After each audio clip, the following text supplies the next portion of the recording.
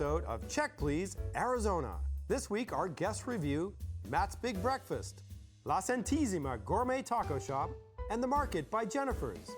Don't miss an all-new episode of Check Please, Arizona, tonight at 7 on Arizona PBS.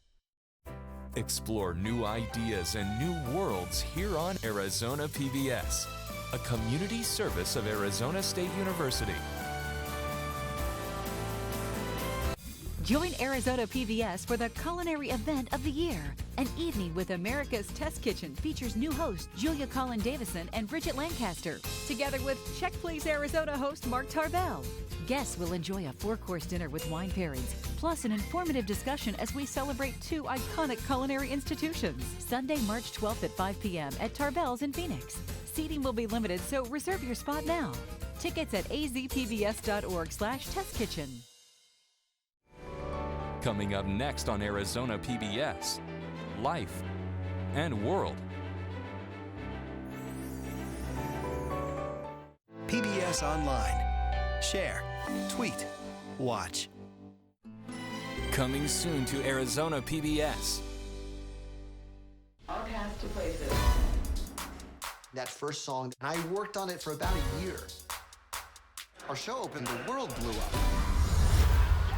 I knew that Hamilton was going to change my life. Hamilton is somewhere going, thank you. Friday night at 8 on Arizona PBS. Support for Arizona PBS comes from viewers like you and from Enjoy family fun at the Herd Museum Guild Indian Fair and Market with authentic art pieces for sale, cultural performances, and a celebration of American Indian artists from across the U.S. Saturday and Sunday, March 4th and 5th. Tickets on sale now at herd.org/fair. Ironwood Cancer and Research Centers. Personalized cancer care through medical oncology, radiation oncology, and radiology services. Focusing on emotional, physical, and social support. Outsmarting cancer one patient at a time. From the Cronkite Studios in downtown Phoenix, this is Cronkite News. Let me be clear. I never had meetings with Russian operatives or Russian intermediaries about the Trump campaign. Attorney General Jeff Sessions recuses himself from Russia investigations amid controversy over his discussions with the Russian ambassador. We've got the latest from D.C. Plus, the Trump administration promises to crack down on recreational marijuana. What this means for states that have legalized it. And public housing in Phoenix is getting a makeover. How upgrading low-income housing could revitalize communities. Next. Cronkite News starts now. Good evening and welcome to Cronkite News on Arizona PBS. I'm Danielle Kernkamp. And I'm Adriana de Alba. Thank you for joining us. Attorney General Jeff Sessions is recusing himself from the federal investigation into alleged Russian interference in the 2016 White House election. Sessions faced pressure from both sides of the aisle after news broke that he spoke with the Russian ambassador during the presidential campaign. I have now decided to recuse myself from any existing or future investigations of any matter relating in any way to the campaigns for President of the United States. The Justice Department says there was nothing improper about his meetings with Russian officials, and Sessions insists he never discussed the campaign. But these conversations appear to contradict Sessions' testimony to Congress during his confirmation hearings in January. Senator John McCain is sounding off on Russian relations as well. At a town hall with CNN last night, McCain warned that Russia is threatening our democracy. What the Russians tried to do to our election could have destroyed democracy. And that's why we've got to pay a hell of a lot more attention to the Russians and the things that they're doing in Europe. And right now, they're trying to affect the outcome of the French election. McCain also said he would have liked to hear President Trump address Russia and national security issues more during his joint address to Congress Tuesday. Obamacare, immigration reform, schools, taxes, and spending. There's no shortage of contentious issues in Washington and no shortage of politicians and lobbyists willing to fight over those issues. But some members of Congress think they have a better way. Cronkite News reporter Maricela Ramirez is at the Capitol where she spoke with lawmakers behind a bipartisan push today. That better way is pretty simple. Elected officials should work together instead of fighting. That was a message from a bipartisan group here today. Well, I think the entire country is facing an unprecedented level of hyperpartisanship and political division, but it's our responsibility as citizens to bridge those divides and come together. Cinema is a member of the No Labels Problem Solvers Caucus. Its members say the public demands both sides work together now more than ever. I think it's evident that we are in a time of ugliness and division, and Americans don't want that. They want practical solutions. Another member of the Problem Solver Caucus is West Virginia Senator Joe Manchin, also a Democrat from a red state. He says that bipartisan legislation in Washington isn't easy. You don't live your life from the fringes. You don't run your household from the fringes. You don't run your family from the fringes. You try to find a balance. But here in Washington, it's the hardest thing for us to do is find that middle ground and the balance. Cinema hopes that both sides can put aside their differences to solve our country's problems. It's my hope that we can convince our colleagues on both sides of the aisle to put aside partisanship and ideology and find practical solutions to our country's challenges. After the rally, members of No Labels marched towards their lawmakers' offices to encourage them to work across party lines. Reporting in Washington, Maricela Ramirez, Cronkite News. President Trump's cabinet is slowly filling up as 2 more secretaries were confirmed earlier today. Dr. Ben Carson will lead the Department of Housing and Urban Development, and former Texas Governor Rick Perry will head up the Department of Energy. Both were controversial picks since Carson has no government experience and Perry once called for eliminating the Department of Energy. You may recall of the 5 states with recreational marijuana measures on the 2016 ballot, Arizona was the only state to defeat the effort. Now Californians who voted in favor of legalizing recreational marijuana are heading back to the polls next week to address regulation. Cronkite News reporter Jolani Martinez joins us from Los Angeles with how changes at the federal level are making this even more difficult. Next week, LA County voters will decide on how to regulate legalized marijuana. But last week, the Trump administration announced that they want to ban recreational marijuana completely, even here in California, where voters have already approved it. I spent the whole day finding out how Californians feel about a possible federal crackdown. I am praying to God that Jeff Sessions and Donald Trump take out the marijuana industry. John Barry is the Inland Empire rep for the Citizens Against Legalizing Marijuana and says Prop 64 is bad for children. I've seen the damage in personal and in court, just what the damage that marijuana does to young children. And I think it's absolutely insane, as it is irresponsible and immoral. But Prop 64 supporters believe a federal crackdown on pot would hurt California's economy. It would affect us because the social equity side of it, the money that will come to our communities. If the Trump administration decides to move forward, medical marijuana dispensaries like this one in Los Angeles will not be affected. But to avoid problems, Virgil Grant III, CEO of California Cannabis, wants to see more regulation across the industry. A structure put in place which should control and keep the illicit market from coming alive once again. We're still waiting to hear from the White House and their plans on how do they plan to enforce, on how they plan to enforce federal laws prohibiting recreational marijuana use. In Los Angeles, Jolani Martinez, Cronkite News. The Phoenix Housing Department has been chosen to participate in a national program which will revitalize public housing. Drew Marine is in the broadcast center to tell us about plans to remodel several properties. Out of nearly 200 properties, 5 low-income housing complexes in Phoenix are chosen to get an upgrade. Some are getting new amenities like a pool or even a walking trail. It's a pretty old complex. The Foothills Village Apartments is almost 50 years old and it's showing its age. But thanks to funding from the U.S. Department of Housing and Urban Development, it's getting a makeover. Less things are gonna break, less work orders, make it nice, more welcoming to other people to come to the community. Alvaro Valencia has been living at this public housing site for about 13 years. He's excited about the changes, including new flooring and a new air conditioning system in place of the current evaporative cooling. There are 815 units spread throughout 5 different public housing complexes like the one behind me that will be remodeled as a result of the Rental Assistance Demonstration Program. As a part of the program, the city can convert the public housing units to Section 8 housing. People in Section 8 housing have to pay 30% of their income towards rent. Because of this, some people may have to pay more, but that will be phased in over a few years in most cases. There's going to be a lot of change, you know. People are scared of change, so some of the residents are going to be okay with it, some of the residents are not. City of Phoenix Housing Director Cindy Stotler hopes that the remodels help revitalize the communities they are in. 177 units of public housing. That concentrates poverty in one neighborhood, and it doesn't allow a neighborhood to grow with the rest of the city and urbanize and create amenities around it like restaurants, coffee shops, shopping.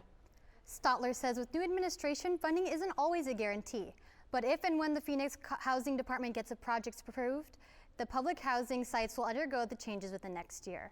In the Broadcast Center, Drew Marine, Cronkite News. For the Navajo community, livelihood depends on livestock. And a veterinary sciences program for students could be the answer to helping them thrive in the rural town of Kayenta. Coming up on Cronkite News, we'll show you how combining culture and education is changing the lives of young people on the Navajo reservation. Plus, meet a group of local high schoolers whose coding knowledge is out of this world. I'm Scott Pelley, anchor and managing editor of the CBS Evening News. In our changing media landscape, it is crucial for journalism education to ensure a commitment to the truth, unbiased reporting, strong ethics, unwavering fairness, and above all else, accuracy. These are the hallmarks of ASU's Walter Cronkite School of Journalism and Mass Communication. It's a place where students can innovate and transform the news industry while always upholding the values of the school's namesake. The Cronkite School at ASU, preparing the next generation for a stronger future of journalism. Discover so much more at azpbs.org/schedule, where it's easier than ever to find out what's on Arizona PBS. Access interactive digital and printable program guides, repeat times, and full episode descriptions. Watch program previews of best bets for the coming week. Search by title to find your favorite shows. You can even add programs to your calendar and get email reminders when they're about to start. It's easier than ever to find out what's on Arizona PBS. Discover so much more at azpbs.org/schedule. When you want to be more connected, friend us on Facebook, follow us on Twitter, watch us online.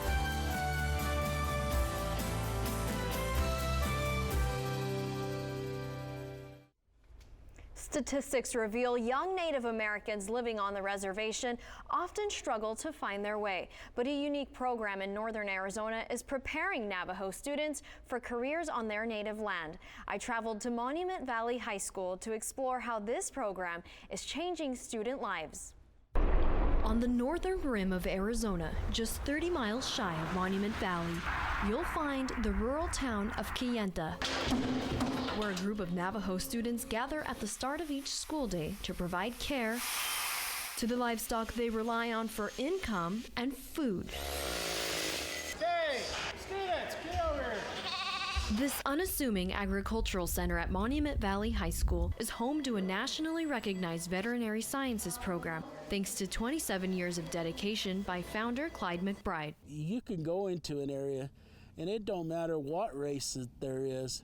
You go in and you put in your time and you work hard to show student success, and you can move mountains. That mountain, improving Native American education. I would just tell them over and over again, you're crazy, you're crazy. People don't put this kind of money into education, especially Native American kids. Hey, that looks good. Success for Navajo children can be hard to find. A 2014 Arizona Department of Education study shows a 74% dropout rate among Native American students. But McBride students are beating the odds. 100% of them will graduate high school, and 75% will go on to college. It's like life giving to life. Working with the livestock gives students like Najoni Begay purpose this in a place where substance abuse is prevalent among teens. About, a year ago, I really had nothing to do, That's when I basically, turned to like abusing drugs and all, and I really didn't have a goal in life. They gave me a lot of the tools that I have to build my future. The animals in these stalls are the full responsibility of the students. They come in before and after school to wash and feed them, some of them staying until after 9 p.m., proving that the life lessons learned here go beyond the classroom. When you apply all those different things into the program that come part of the program, the leadership aspect, all those different things, it really does contribute and help to them graduating, doing better on assessments and things like that. And the animal's good. And the added opportunity of caring for their elders' livestock at the center is a cultural tradition and community service that the students here take pride in. 2 more. Soon my grandparents might not be here that long, and it's going to be up to me to take care of them. The kind of care the McBrides have shown to the people of Kayenta. I really appreciate and honor Mr. Both McBride being here for this school and supporting our young people. Despite mentors who urged him to move on, Clyde says teaching in a community that needs him most is all the reward he needs. I'll never regret a day that I've ever spent in this community. Education Week recently highlighted Mr. McBride for his leadership in career and technical education. This month, he and his wife will travel to D.C. to be recognized during Ed Week's Leaders to Learn From event. A group of Arizona high schoolers won an international coding competition sponsored by NASA. Carla Liriano tells us how 4 teenagers from Peoria got a group of astronauts to run a code they created. I just won an international tournament with some of the greatest guys in the world. Trevor Gardner is a junior at Centennial High School, a member of the robotics club, and a computer coding world champion. He's one of the 4 Centennial students who took first place at the Zero Robotics Programming Competition in January. The team traveled to the Massachusetts Institute of Technology and beat out 85 other groups from all over the world. It gets tough quickly, and you got to make sure you're on top of your game. They called their team Space Linguini to honor the Italian group they formed an alliance with. Together, they coded robots called spheres. Synchronize, position, hold, engage, and reorient experimental satellites, which ran on the International Space Station. But the team's advisor says it wasn't an easy win. For a minute, I think we all thought that we ran out of fuel and maybe we weren't going to win. We are going to confirm that the champion of this year's robotics tournament is Space Linguini. Congratulations. They won the final match with a score of 10 to 1. Oh, it didn't hit me in the beginning. I bragged about it with the guys for a little while. We went back and forth champion jokes, but it wasn't really till I got home, and then it hit me, and I was like, oh wait, I just kind of won something that's international. That's actually really, really cool. Besides bragging rights, the team got to take home a trophy as well. In Peoria, Carla Liriano, Cronkite News. As the only member of the team who isn't graduating this year, Trevor hopes to lead Centennial High School to victory once again his senior year. State auditors say Arizona school districts' spending on classroom expenses, including teacher pay, has dropped. The audit shows that school districts spent 53.5% of their operating dollars in the classroom, making 2015-2016 school year the lowest in classroom spending since the state began tracking the number in 2011. It's bright and sunny outside, but will that last through the weekend? Coming up on Cronkite News, I have your full 7-day forecast.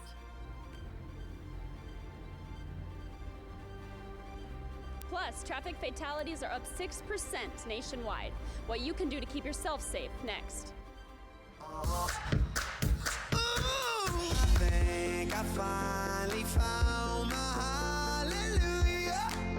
I've been waiting for this moment all my life now. All my dreams are coming true, yeah. I've been waiting for this moment. It's good to be alive right about now.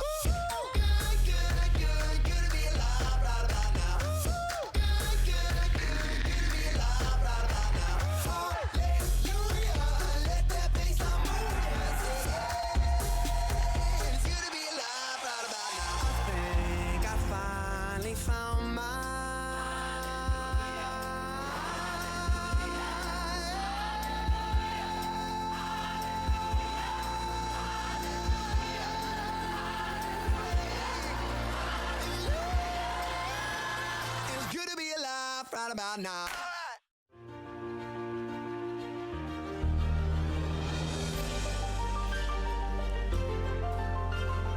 Officially from 36, and he hooks it in. Arizona State wins. Keeping one deep, and it is caught. Jalen Strong. Do you believe it?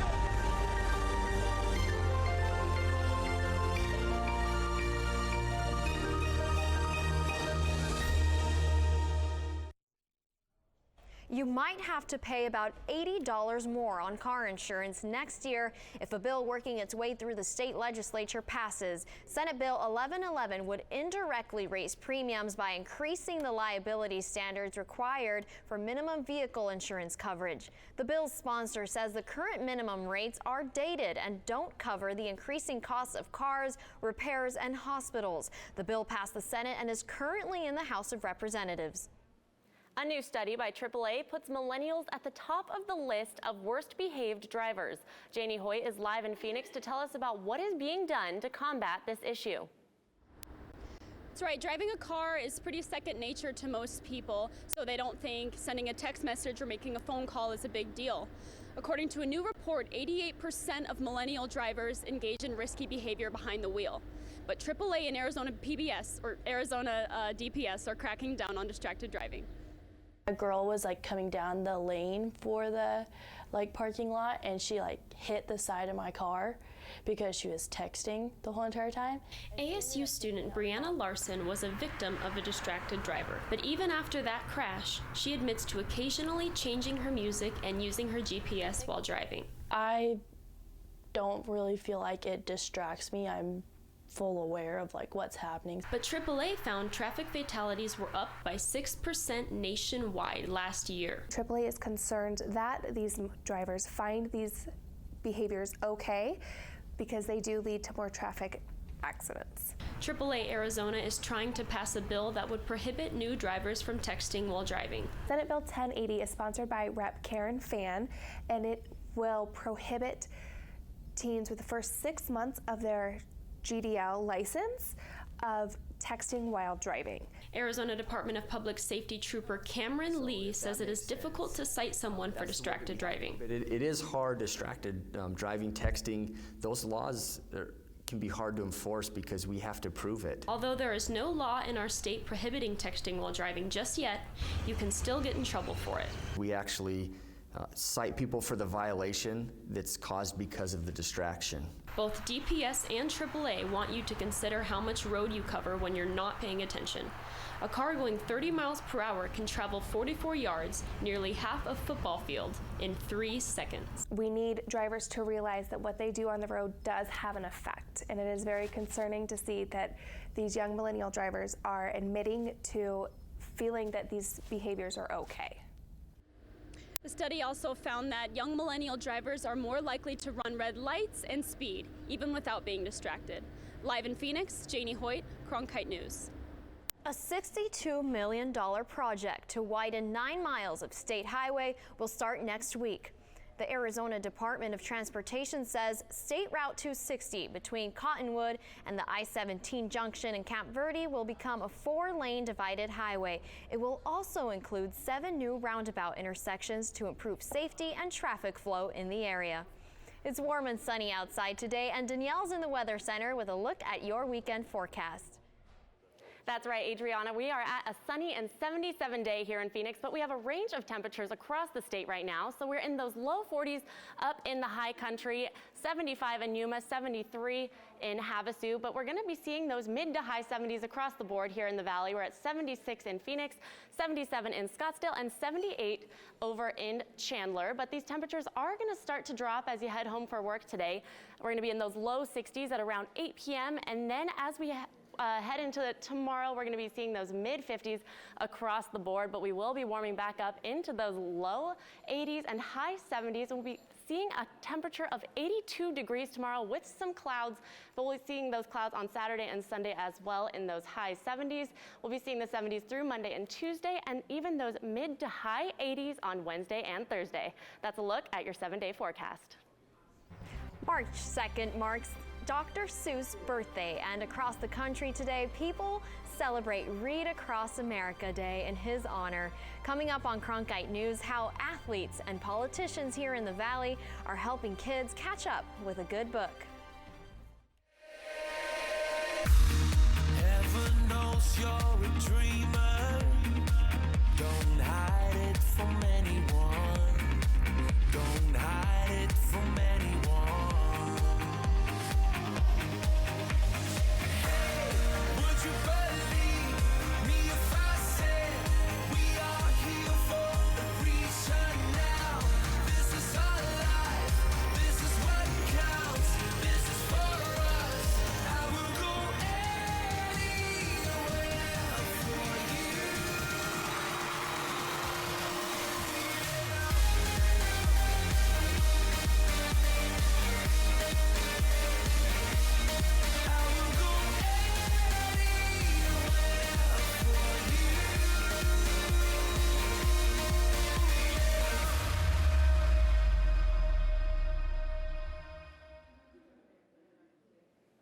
Striped hats, black cats, and a whole lot more than that.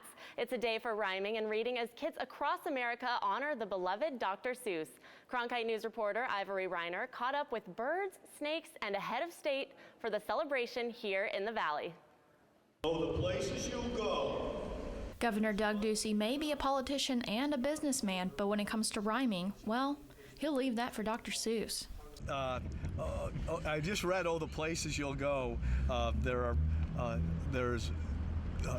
Ducey teamed up with the Arizona Cardinals and Diamondbacks to read to more than 300 students across the state for Read Across America Day, celebrated each year on Dr. Seuss's birthday. Dr. Seuss is Aviana Garcia's favorite author.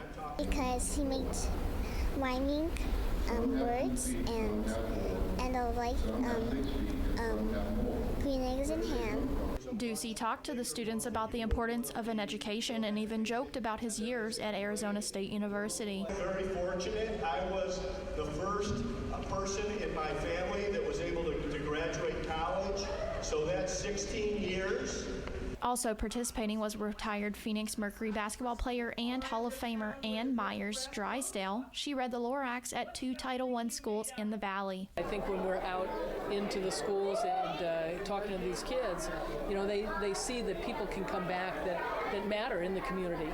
The Phoenix Mercury donated more than 800 books, giving every student at Griffith Elementary and Encanto Elementary a book of their own. In Phoenix, Ivory Reiner, Cronkite News. Cronkite News is proud to be the news division of Arizona PBS. Here's what's coming up on Arizona Horizon and PBS NewsHour. On the next Arizona Horizon, we'll talk about President Trump and his relationship with the media, and we'll discuss U.S. foreign policy, ISIS, and more with a prize-winning sociologist and journalist. That's the next Arizona Horizon. I'm Judy Woodruff. On the next NewsHour, our Making Sense team looks at the unique corporate culture behind the e-tailing giant Zappos. That's Thursday on the PBS NewsHour. That's it for Cronkite News tonight. Thanks for joining us. For top Arizona stories anytime, go to cronkitenews.azpbs.org.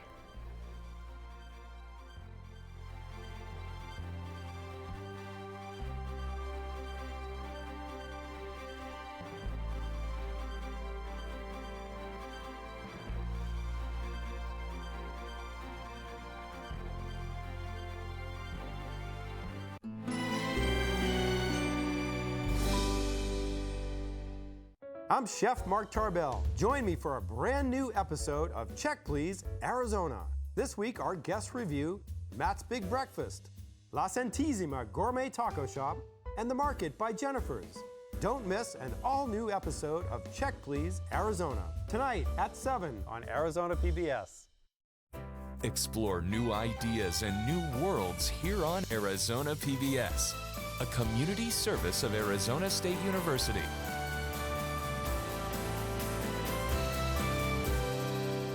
Arizona PBS programming is brought to you in part by the underwriting support of local businesses.